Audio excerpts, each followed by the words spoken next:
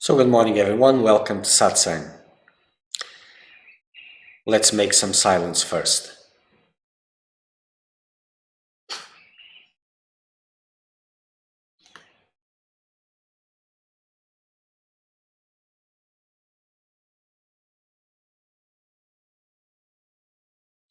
No distractions.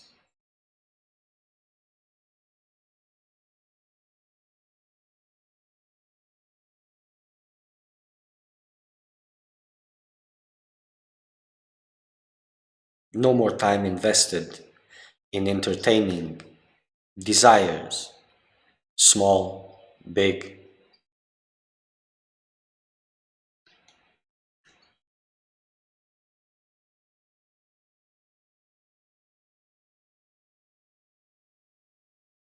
Devoting myself completely,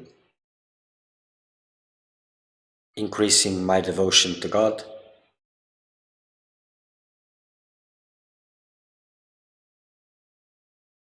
and silence, stillness towards the world.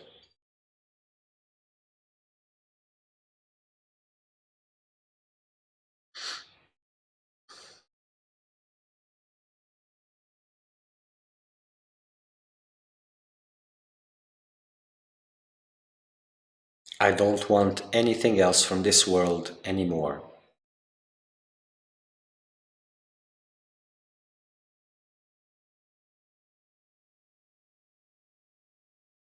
I dissociate completely from the influx of impressions that want to give importance to many different ordeals.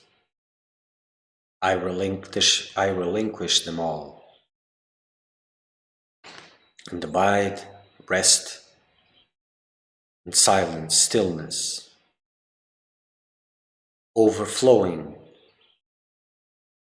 with devotion.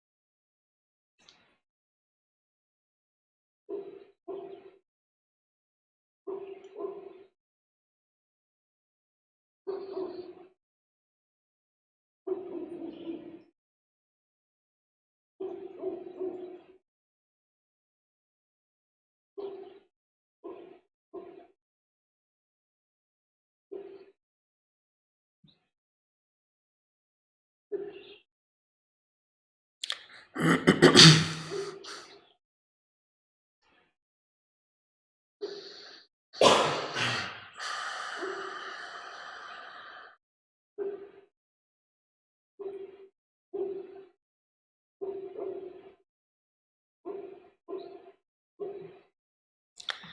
reminding everyone that we use WhatsApp as a means of communication.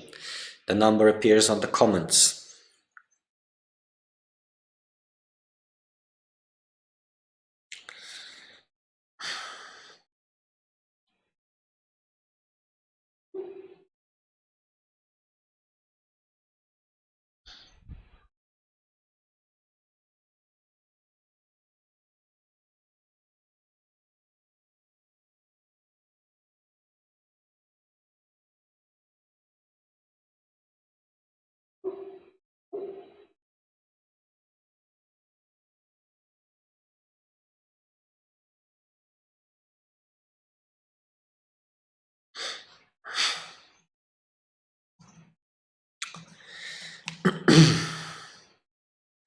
I will answer your question now. Hello Sriman, thanks for the answer. I would like to ask you how the chakra Anahata is related with the chakra Agnya. In your video about meditation techniques, you told us about the mantra Om, that is the Bija mantra of Agnya chakra, and how to use the mantra opens and cleans the heart. So how Agnya and Anahata are related? I have a second question if you don't mind. Is there a mantra or something like that to bring great suffering so that I can accelerate the process of becoming a true seeker?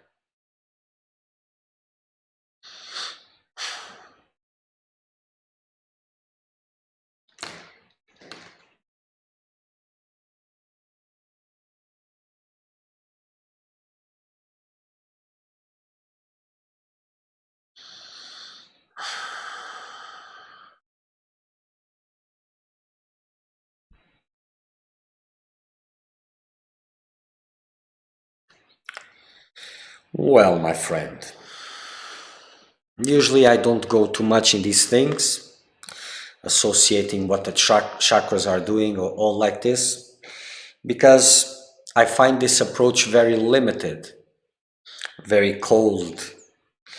And in this coldness, it's more difficult for that which is important to blossom. You see,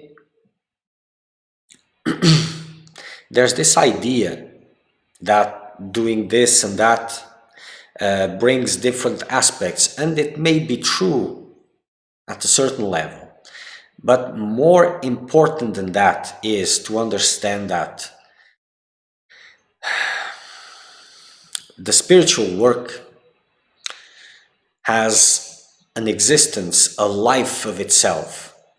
When you engage in spiritual practices, it's like something starts, a life starts to develop there, and it is a conscious, intelligent force that starts to, let's say, surround you. And that force has the intelligence which is needed to work on the levels that are more important at each step. So much better than understanding what is the functioning and the relationships about these things is to acknowledge this presence, this energy, and surrendering to it, trying to understand what is more important for you to do at this moment. Some start with the idea of control about spiritual practices from a more mental approach, but this doesn't take you far. So what you can see or perceive that it is important for you, it is very little, limited to your vision. But like I said, if you start your fire, if you start your spiritual practices, if you are serious and you're intensifying, then this life will start arising. And this knows what needs to be worked, what are the preparations needed. Eventually, it will also bring suitable techniques and certain needs to do this or that.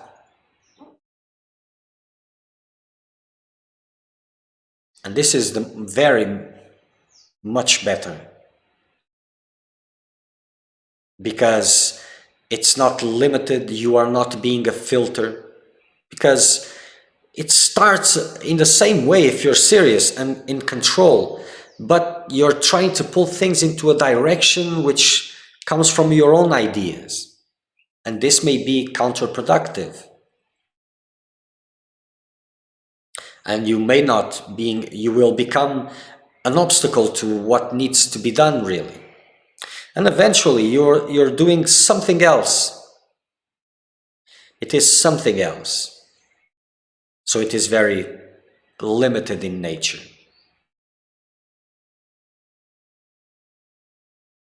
So if you use, for example, the Om mantra, and you think it's only connected to this anahata, well, it will be good to quiet your mind and to bring the life force and concentrate it in the upper centers. Yes, but it is limited. This heart center eventually will have to swallow every other center, energetic center. It will grow and swallow all of them. But even this idea is limiting, because if you have this vision, okay, so I'll try to expand it, for example, and no, this is not the way. Having this perception, you need to focus on intensifying your spiritual practices, on cutting the investments towards the world. This is your part. Then, as you are increasing, you will try to feel this presence, and eventually you will. And you will see, for example, that sometimes you're in meditation and, for example, there's pain in the body in one place. Then it shifts to another place. Then you feel movements here, there, and it changes. One meditation is here, another is there, or in the same meditation it changes places. This is that intelligence working on all levels. Whatever you experience emotionally, physically, or energetically, it's being worked. What you need to do is surrender to that life and tune yourself with it so that you may understand, not understand, but perceive the direction that it is pointing you. This is much better. As you focus on your part and on devotion, the rest is open to work faster and faster with you. If you have your own ideas, it's like more or less, well, you need to go to the left, and in your ideas you have to go to the right. Or it's about getting something and you're just thinking of something else. So it is countering. It may not be completely opposite, but still it is countering. And the most important aspects of this, of what you need to learn in the beginning, you don't, because if you're exercising control, you're still strengthening this vision of control. This is pausing why.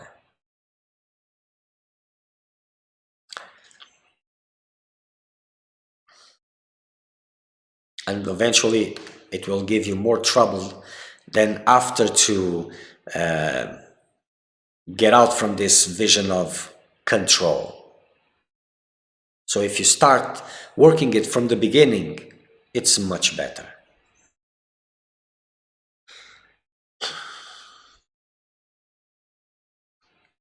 explaining phenomena is complicated. First, because it is the individual's mind, the lower mind, that needs these informations.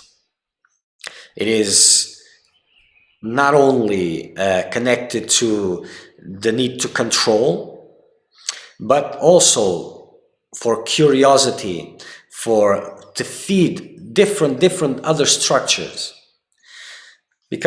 And where this lower mind is, whatever it touches, it tends to become worldly. So it is usually the mind that takes care of things in worldly life. Those little things, those practical things. But when the interest shifts to spirituality, it tends to do the same. But from this aspect of the mind, its part is silence and stillness. That is, purging all the noises that are there until it becomes still. If you feed it constantly with informations, no stillness. You may seem that it is, but it's not noise because it is spiritual bond. It's still the same noise, And you're just shifting the gears from worldly investments towards something that has nothing to do with spirituality, towards same worldliness in a spiritual context. And that's the last thing you need.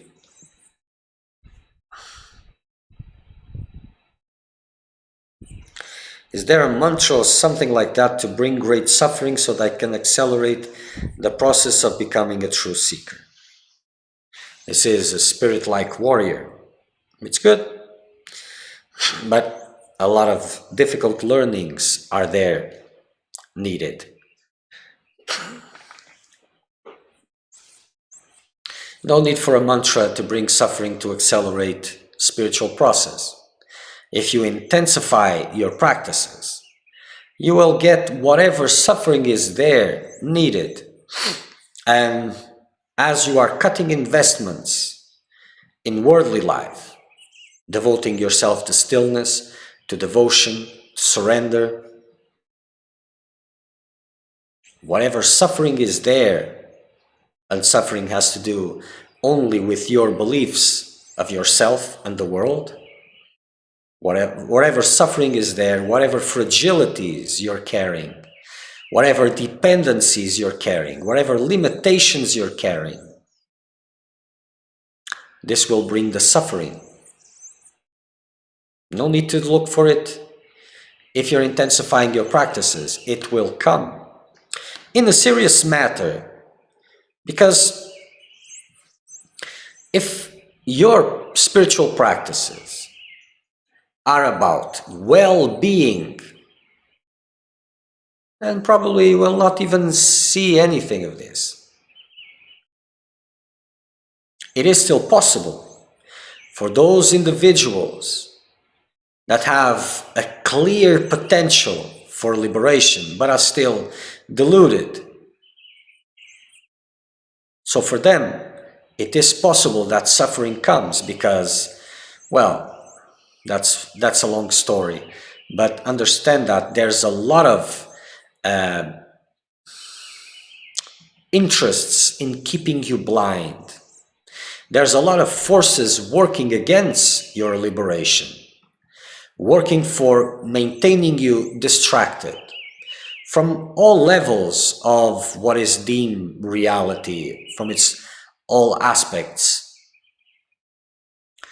So any seeker of truth will find opposition. It starts with normal opposition that comes from your friends, family, and all of this.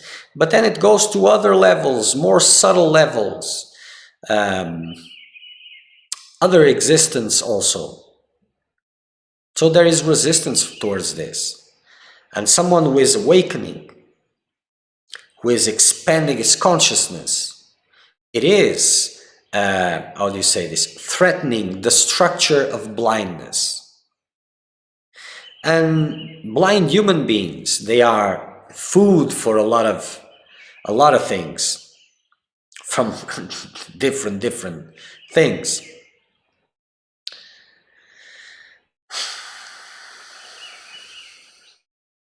So even if someone is growing, expanding his consciousness, not speaking to anyone, not being an example for anyone because it is unseen, it's still a big threat, and you will find oppositions, different oppositions.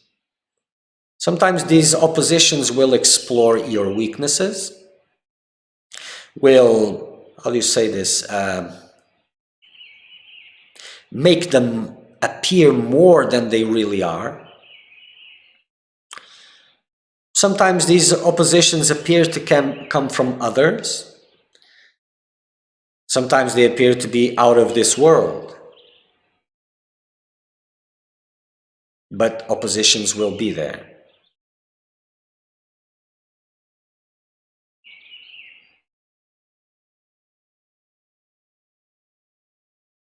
But coming back to the main issue from the question, don't need to be too eager to find suffering so that you become a real seeker. If you have that potential, because you will find out, and there's nothing of the sort of a label that says real seeker of truth. That doesn't exist. You will find it at each step. And sometimes many in the beginning steps, they know, yes, I'm a seeker of truth. Of course, this is what I want. But then eventually it becomes so intense that many times they give up. So this being a real seeker is something that you find out step by step. And the thing is, nobody has the necessary strength for it. And the passage is not through power, is through surrender for everybody. If you have the strengths for it, you will have to use them, because without using them fully, you will not know real surrender. But eventually, it is through surrender and not through power that you go through. So as you are intensifying your practices, whatever fears are there, whatever fragilities, dependencies, they will become visible. And for you to be able to transcend the level that you're standing now, you will have to go through these things. They will be difficult. Suffering will be there. And it is as you persist or you give up that you see or qualify as a real seeker of truth. And that will be tested again and again and again and again and again and again, until all limitations and fragilities are no more. Whatever is suited for you. Not everybody goes through the same thing, but the experience, the core of the experience is the same. But depending, for example, if one individual that has an amount of self-power and how do you say this, confidence, the need for him to reach this level has to be higher than someone that has it in a lower level. But the experience for both of them will be the same. Their experience will be more or less the same. You will have to cross the boundaries of your own world, of your own reality. And this is difficult. Easier when faith is there, when devotion is there. But to reach real faith and real devotion, you will have to go through these things. So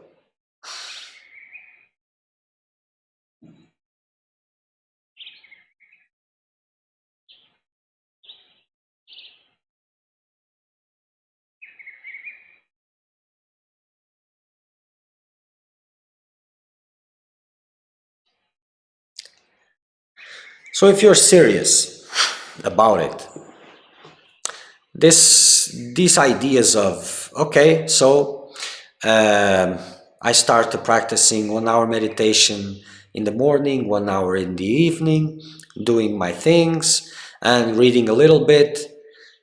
This is interesting for someone who wants to have a yoga course, not a yoga course, a hatha yoga course, because it's different. Today it's the same term, but it's different. So this is good for that purpose. For those who are seeking liberation, this is almost nothing. So the investments, you have to look, put on a scale. I have 24 hours a day that I have to use, that I'm using. So this is the time every day that I have available. So which part am I using for liberation and which part am I using to feed illusion? Just do the math. And then you will know more or less your, how do you say this? The level of success, more or less, that it is possible. So if you're feeding more your illusion that you are, your practices towards liberation, how long do you think it will take?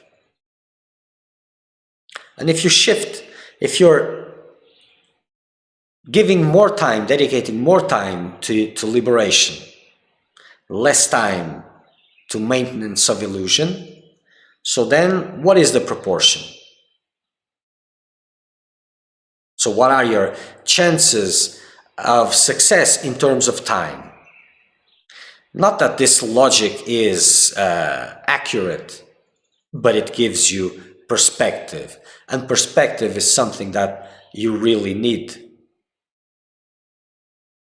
Because usually people look at liberation quest and, okay, so it will take long and I will do other things at the same time. That's why it takes so long. That's precisely why it takes so long. Nobody knows what karmas they have to work through, correct? But the longer, the less time you're giving to it, the longer it will be. And for those who are thirsty, this does not apply. This logic is not good. So devoting the amount of time that is possible, give it all time to it, that is the best. So the more you can conquer in that direction, the better it will be. And spiritual practice, it has to evolve. It cannot fit an agenda, okay, 1 hour here, 1 hour there, and this continues like this.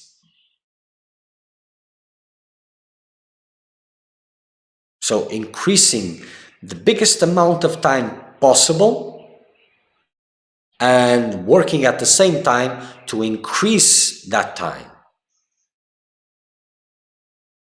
And remembering it, it's not just that time. It's not just, oh, just practicing meditation. No, it is being tuned with the divine.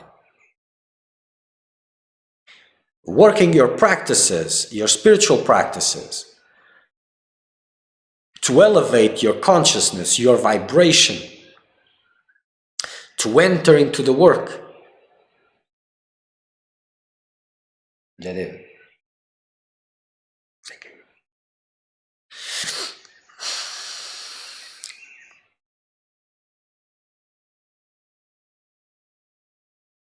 Because with the superficial practice, it is completely different. Okay, you'll feel good or feel discomforts and all of that, but you're not entering the mood of the work. With intense practice, yes, you will see a different, completely different reality. And that life of the process will be present, it will be felt. So the key is always intensity.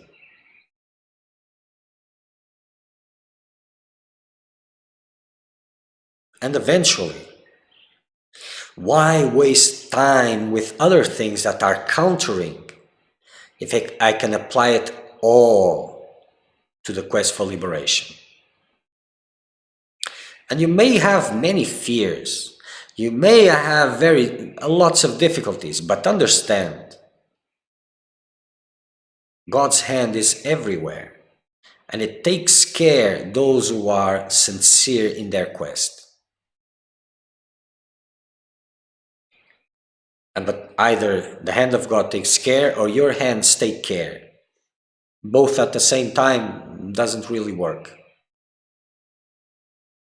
So if you want to see the magic, if you want to see the beauty, you will have to give steps of faith.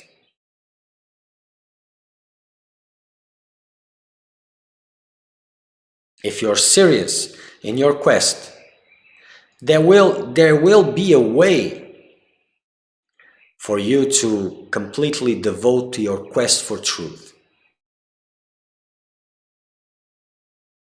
Not that it will be an easy way, it will be the needed way for you.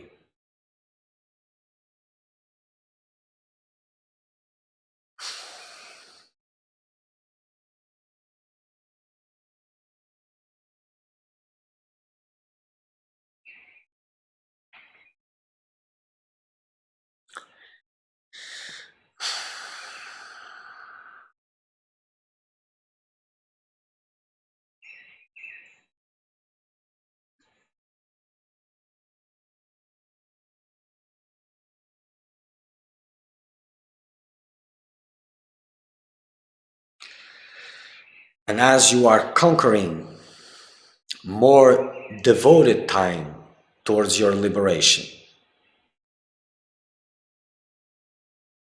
towards devotion. And devotion has to be there, coupled. This is the higher aspect of your quest for liberation, because it is through love, divine love. And as through the lower aspect of this is humility.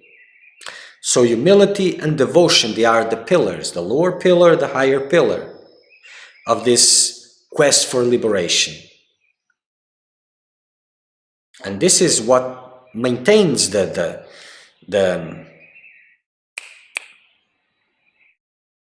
growth in the right direction.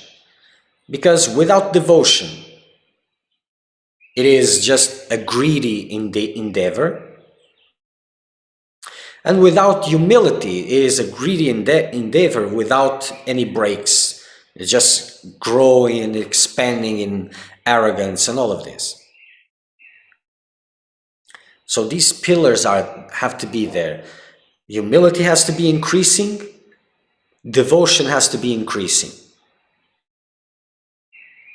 If they are not increasing, and if you want to see this, if you have many opportunities to see in your day-to-day interactions or circumstances, and you will be able to see if your humility is growing, not the false humility, the real humility, what happens inside, not what transpires outwardly, and if devotion is increasing. These two are needed.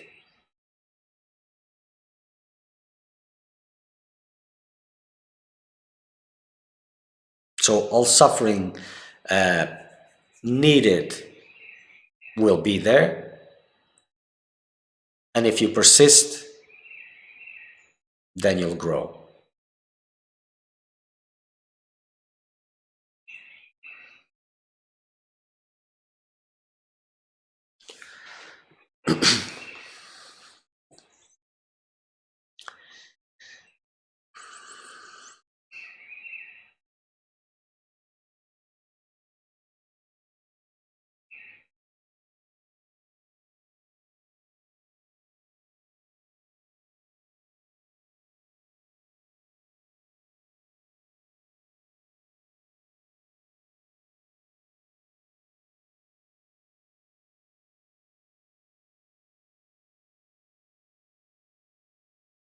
And whatever inner conversations you go through as you are exposed to different teachings,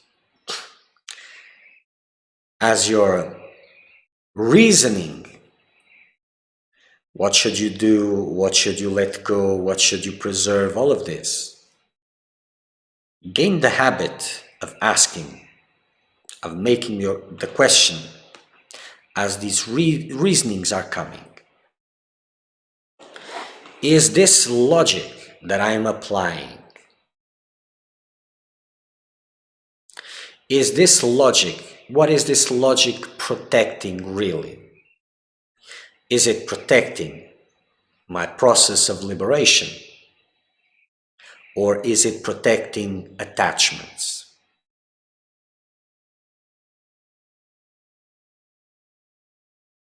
This is a good question because, well, self-deception is one of the biggest obstacles in the path, and the one that takes, not the one that takes longer, but is there very close, that takes longer to let go. Extra caring, extra attention is needed to deal with self-deception. And there are many techniques for this. This is one of them.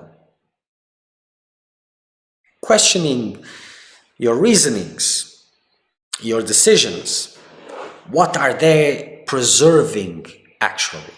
And as it is coming, is it bringing relief or fear and anxiety? Because when it brings relief,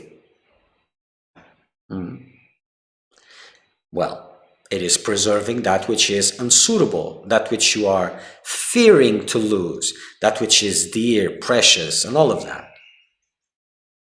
So if it's bringing relief, not that direction.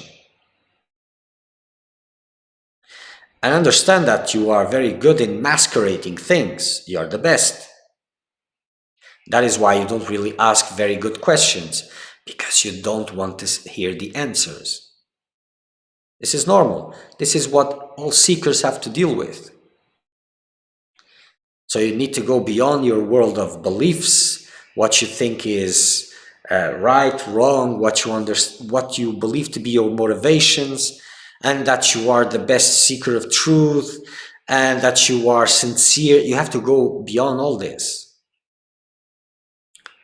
You have to be the devil's advocate and see, where are you corrupting your practice? Where are you diverting it? Where are you preserving your attachments? Once you understand that you're the biggest obstacle, then it becomes simpler.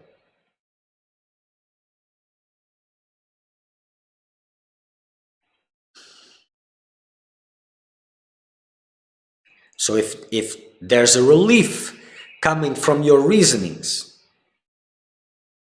see where the relief is coming from. Towards what? And you will find fragility, attachment there.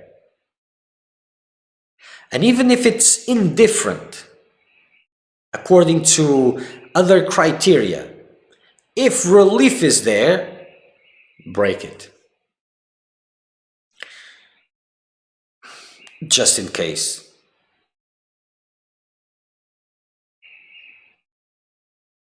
And if the reasonings are bringing anxiety, fear of loss, and all of this, then it's probably a good direction. And in a living process, you don't need to worry about everything. Well, in the beginning, it is important for you to already clean your place, metaphorically speaking, cutting whatever is there that is visibly not in tune with your quest for liberation. You do that immediately. That's what makes more sense. And the rest, as you're intensifying your practice, it will come to you one by one. No need to look for it. It will come. The eyes will start opening and more will be visible. As things become visible, take care of them. And if you reach a point where something is very difficult, you just focus on it daily, until you are able to break it. And you don't give up on that. You just maintain your intense effort daily. There's nothing that cannot be done like this.